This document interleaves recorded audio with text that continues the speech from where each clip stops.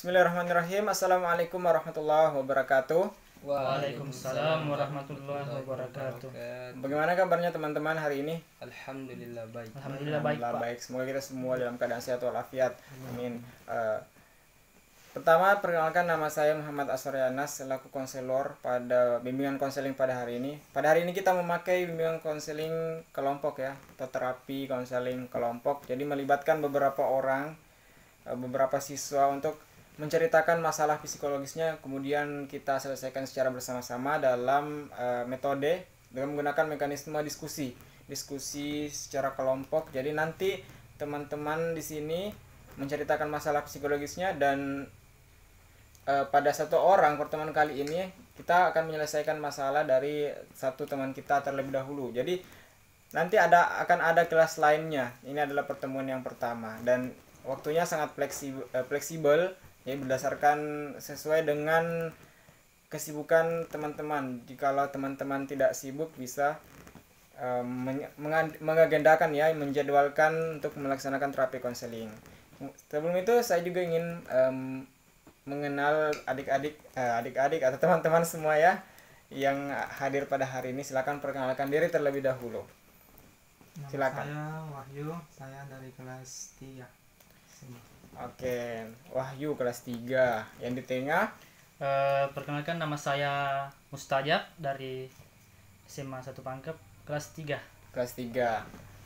Selanjutnya, Perkenalkan nama saya Arham. Saya dari SMK Negeri 1 Pangkep kelas 1. kelas 1 ya. Baik. Nah, sebelum kita ke terapi konseling, saya jelaskan terlebih dahulu. Jadi di sini kita menggunakan 3 asas ya dalam terapi konseling kali ini. Asas yang pertama adalah asas kerahasiaan. Jadi untuk masalah psikologis yang diceritakan teman-teman itu cuma hanya diketahui oleh kita semua yang hadir dalam kelompok ini, diskusi ini ya. Jadi jangan diberitahukan kepada orang lain. Jadi saling menjaga kerahasiaannya ya. Kemudian yang kedua adalah asas kesukarelaan. Jadi teman-teman hadir di sini itu tanpa adanya paksaan dari pihak manapun.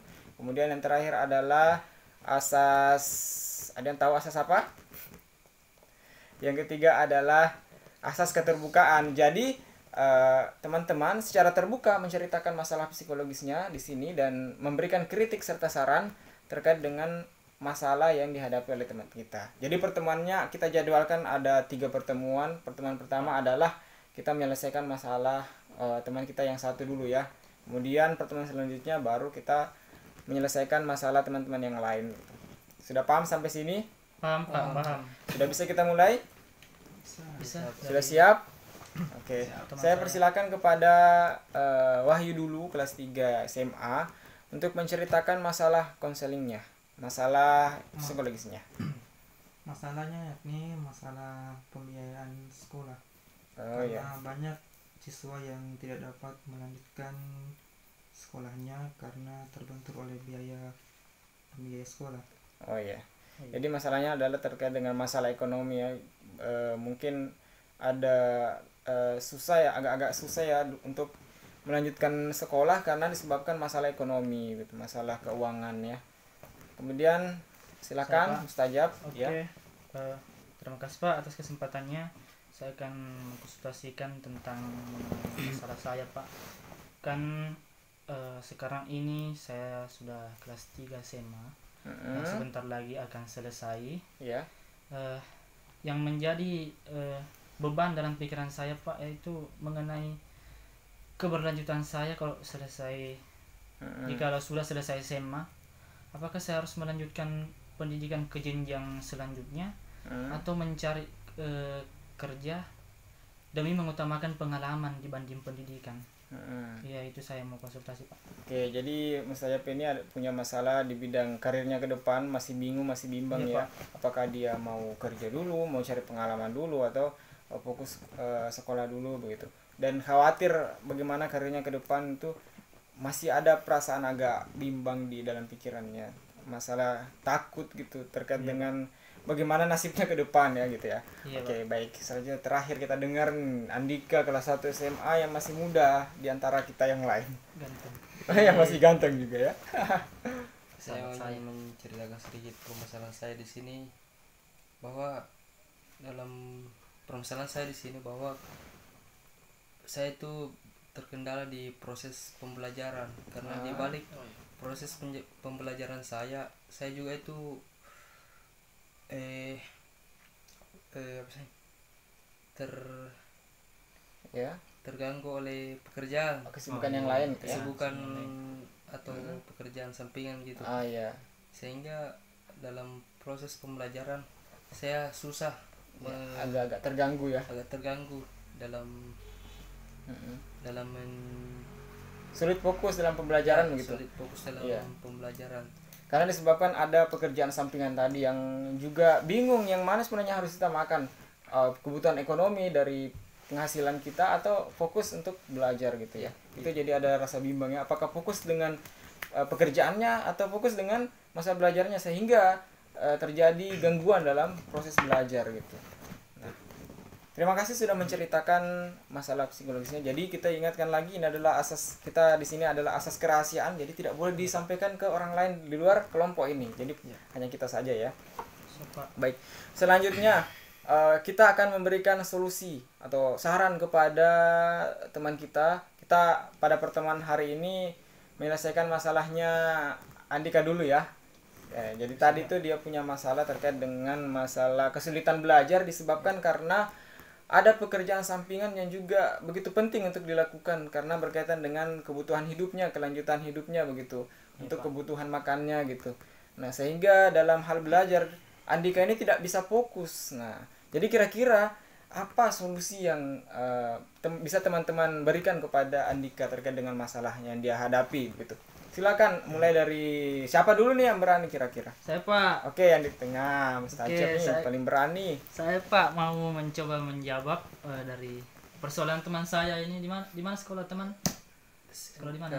Negeri 1 Pangkep. Oh iya. Jadi lepas lemes nih. Begini Pak, jadi sekarang kan zamannya sudah main HP. Iya. Jadi kemungkinan atau sudah dipastikan bahwa Andika itu menggunakan HP. Jadi untuk memanajemen Waktunya.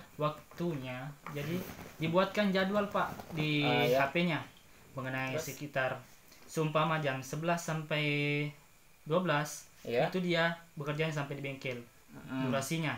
Nah, Iya. ketika selesai itu jam 1 sampai jam 2 alarm berbunyi memerintahkan Andika untuk pulang ke rumah untuk istirahat dan kegiatan selanjutnya bisa ditambahkan dengan mengaji atau membaca buku dan lain-lain Pak. Jadi sehingga manajemen Andika itu terkelola dengan baik, tidak ada yang terlambat, tidak ada yang membuat bingung, tidak ada yang berbenturan pekerjaan satu dengan yang lain. Saya rasa begitu Pak. Terima kasih. Oh iya.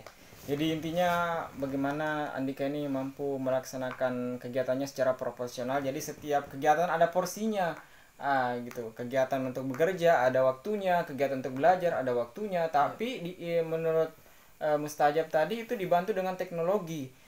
Jadi teknologi itu juga bisa kita manfaatkan. Di mana kita bisa buat jadwal di HP. Nah, menetapkan terkait dengan waktu untuk bekerja berapa jam, waktu untuk istirahat berapa jam, waktu untuk belajar berapa jam, sehingga semuanya proporsional ya. Dan kita bisa lebih fokus kepada pekerjaan kita juga bisa fokus untuk istirahat, sehingga dalam belajar pun juga kita bisa fokus ya. Intinya seperti itu. Kemudian apakah selanjutnya kita berikan kesempatan untuk Wahyu untuk memberikan saran kepada Andika bagaimana menyelesaikan masalah yang dihadapi Andika. Silakan. Kira-kira bagaimana? Kalau menurut saya Andika kalau belajar ya waktunya belajar, fokus di belajar. Kalau kerja, fokus di kerja, dan dapat mengatur waktunya dengan sebaik mungkin agar juga dapat menjaga kesehatannya sehingga dia dapat belajar secara maksimal. Nah, sama dengan pendapat Mustajab tadi ya. Intinya harus menempatkan apa ya? Istilahnya dari adalah definisi adil, yaitu menempatkan sesuatu pada tempatnya. Untuk bekerja fokusnya bekerja, bisa menempatkan waktu bekerja. Untuk sekolah, jadi ada waktu untuk sekolah, untuk belajar, dan istirahat pun harus ada waktunya sehingga bisa diatur, bisa dimanajemen begitu.